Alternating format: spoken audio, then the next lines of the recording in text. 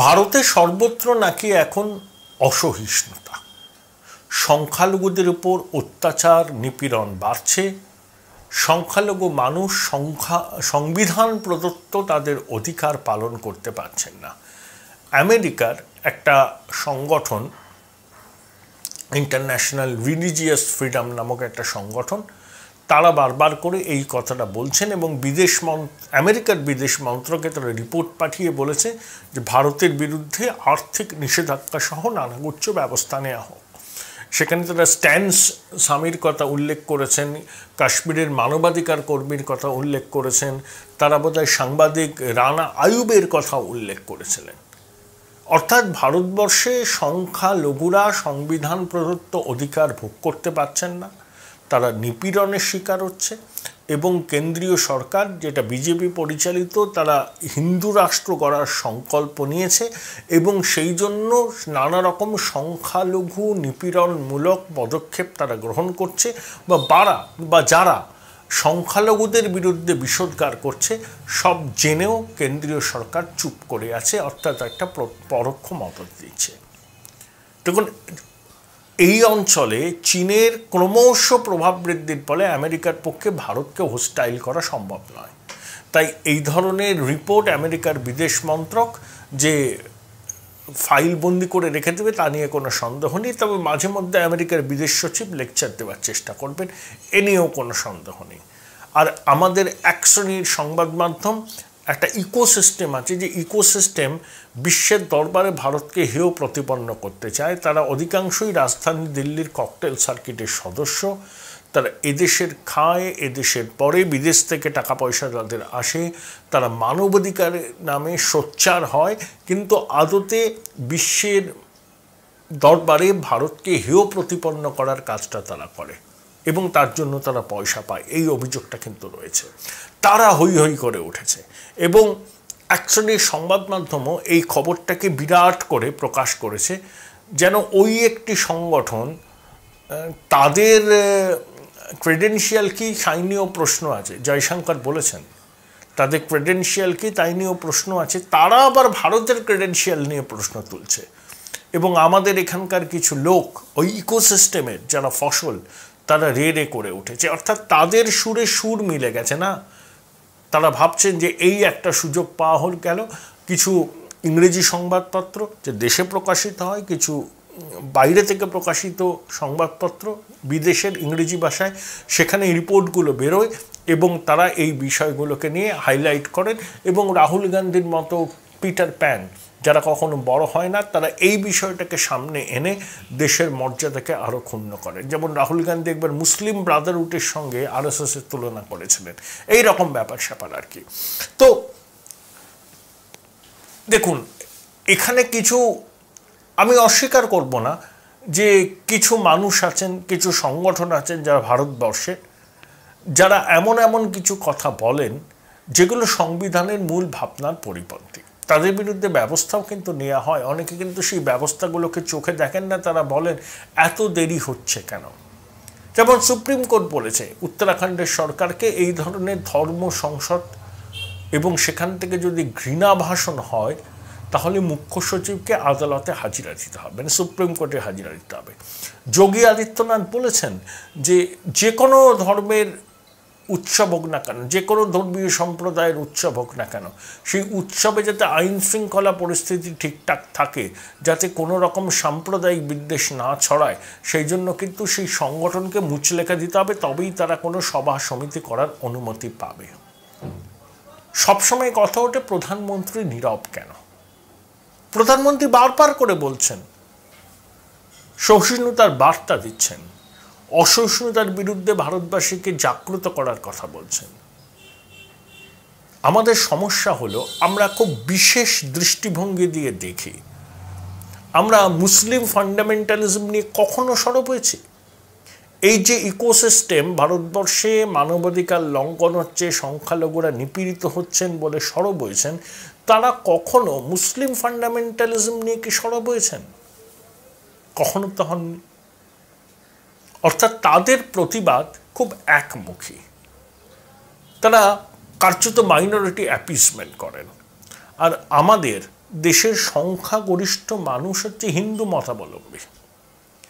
তো হিন্দুদের স্বার্থ রক্ষা করার অর্থ কি এই যে সেটা হয়ে যাচ্ছে অসহিষ্ণুতা? আপনারা কি অসহিষ্ণু? আমি কি অসহিষ্ণু? আমাদের চারপাশের কত মানুষ আছেন তারা কি অসহিষ্ণু? কিছু মানুষ থাকে, আমি সমর্থন করি না যে গরুকে নিয়ে মারামারি। হিন্দুরা গরুকে গোমাতা হিসেবে পুজো করেন, কিন্তু সেটা নিয়ে যদি বাড়াবাড়ি করা হয়, অন্য ধর্মের মানুষকে যদি সেখানে অত্যাচার করা হয়, সেগুলো কখনোই সমর্থনযোগ্য নয়, কখনোই সমর্থনযোগ্য নয়। কিন্তু নিজ ধর্মে স্থিতি, সনাতন ধর্মে প্রীতি, পরধর্মে সম্প্রীতিকে যারা মূল জীবনবোধ হিসাবে মেনে নিয়েছে, তারাই এখন এই ইকোসিস্টেমের আক্রমণের লক্ষ্য হয়ে দাঁড়িয়েছেন। সর্বস্তরে প্রতিবাদ হওয়া দরকার। আপনাদের কি মতামত সেটা আমাকে জানাবেন। কারণ ভারতবর্ষ সত্যি মনে প্রাণে ধর্মনিরপেক্ষ, ট্রু সেকুলার হওয়ার আমাদের চেষ্টা করতে হবে। ট্রু সেকুলারের অর্থ হচ্ছে সব ধরনের সাম্প্রদায়িকতাকে নিন্দা করা। মুসলিম ফান্ডামেন্টালিজম নিয়ে অদ্ভুত রকম নীরবতা অবলম্বন করলাম, সেটা কিন্তু ট্রু সেকুলারিজমের পরিচয় নয়।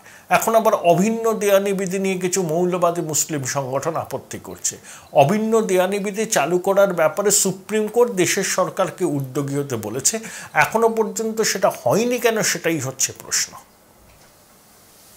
কিছু কিছু মানুষ যেমন শিবশঙ্কর মেনন, নাজিব জাং, প্রাক্তন প্রধানমন্ত্রী মনমোহন সিংয়ের প্রিন্সিপাল সেক্রেটারি টি.কে. নায়ার প্রমুখ অনেক আমলা, কেউ আইএস অফিসার ছিলেন, কেউ আইপিএস অফিসার ছিলেন, তারা এই ঘৃণা, অসহিষ্ণুতা বেড়ে গেছে বলে খোলা চিঠি লিখেছেন সরকারকে। মোদিজি নীরব কেন সেটা জানতে চেয়েছেন। মোদিজি কিন্তু যেখানে বার্তা দেওয়ার সেখানে বার্তা দিচ্ছেন। ভারতবর্ষ যে টলারেন্সের প্রতীক, ভারতবর্ষ যে সহিষ্ণুতার প্রতীক, ভারতবর্ষ যে সর্বধর্ম সমন্বয়ের প্রতীক, সেটা কিন্তু প্রধানমন্ত্রী বারবার করে বলছেন। সমস্ত বিষয় নিয়ে প্রধানমন্ত্রীকে মুখ খুলতে হবে এমন কোনো কথা কিন্তু নেই। কেন্দ্রের শাসক দলের পক্ষ থেকেও কিন্তু যেখানে অবাঞ্ছিত ঘটনা ঘটেছে সেখানে প্রতিবাদ করা হচ্ছে। আপনি বলতে পারেন প্রতিবাদ আরও তীব্র হওয়া উচিত, আমি এগ্রি করি, প্রতিবাদ আরও তীব্র হওয়া উচিত। এই ধরনের ঘৃণা ভাষণ যারা ছড়াবেন বা সাম্প্রদায়িক উত্তেজনা যারা সৃষ্টি করবেন, তাদের বিরুদ্ধে আইনানুগ কঠোর ব্যবস্থা নেওয়া উচিত। কিন্তু সব ক্ষেত্রে প্রধানমন্ত্রীকে মুখ খুলতে হবে, এটাকে কখনোই সমর্থন করা যায় না। এবং যে ইকোসিস্টেম বিশ্বের দরবারে ভারতকে হেয় প্রতিপন্ন করতে উদ্যোগী হয়েছে, তাদের বিরুদ্ধে সমস্ত জাতীয়তাবাদী প্রকৃত ধর্মনিরপেক্ষ মানুষকে একজোট হতে হবে এবং তাদের চক্রান্তকে দেশবাসীর সামনে ফাঁস করে দিতে হবে। যারা ভারতের ক্রেডেনশিয়াল, ভারতের সহিষ্ণুতার অভ্যাস নিয়ে, সংস্কৃতি নিয়ে প্রশ্ন তুলছেন, সেই সমস্ত অর্গানাইজেশনের ক্রেডেনশিয়াল কি? জয়শঙ্কর যে প্রশ্নটা করে তুলেছেন সেটা অত্যন্ত সঙ্গত। পরিশেষে আবার বলি, আমরা কেউ সাম্প্রদায়িক নয়, সব ধর্মের মানুষ মিলেমিশে থাকুক, নিজের নিজের উৎসব, নিজেদের ধর্ম পালন করুন। মনে করি কোথাও কোনো সম্প্রদায়ের মানুষের পক্ষ থেকে ঘৃণা ভাষণ ছড়ানো উচিত নয়।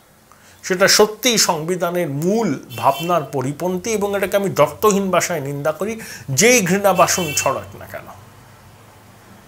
এবং তার বিরুদ্ধে সরকারের উচিত কঠোর পদক্ষেপ নেওয়া, লোক দেখানো নয়, কঠোর পদক্ষেপ নেওয়া।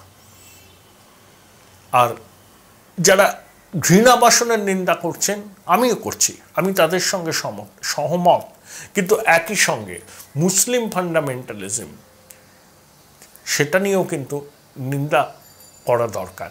তবেই বুঝবো তারা প্রকৃত ভারতীয় নাগরিকের ধর্ম পালন করছেন। আর যারা নিজ ধর্মের স্থিতি, সনাতন ধর্মে প্রীতি আর পরধর্মে সম্প্রীতি বজায় রাখেন, তাদেরকে ওই ছদ্ম সেকুলাররা সাম্প্রদায়িক তকমা দিতে পারেন, কিন্তু কোটি কোটি ভারতবাসী মনে প্রাণে বিশ্বাস করেন এইভাবেই দেশ চলছে, এইভাবেই দেশের সংহতি টিকে আছে, ভবিষ্যতেও থাকবে। কারণ ভারতবর্ষ একটা ওয়ান্ডারফুল এক্সপেরিমেন্ট, হলডেন যে কথাটা বলেছিলেন। এবং এই বোধ এবং এই বিচারকে অবলম্বন করেই বিভিন্ন সম্প্রদায়ের মানুষ পাশাপাশি বাস করছেন। নিজ ধর্মের স্থিতি, সনাতন ধর্মের প্রীতি, বড় ধর্মের সম্প্রীতি, এটাই হচ্ছে ভারতবর্ষের মূল ভাবনা বা আইডিয়া অফ ইন্ডিয়া।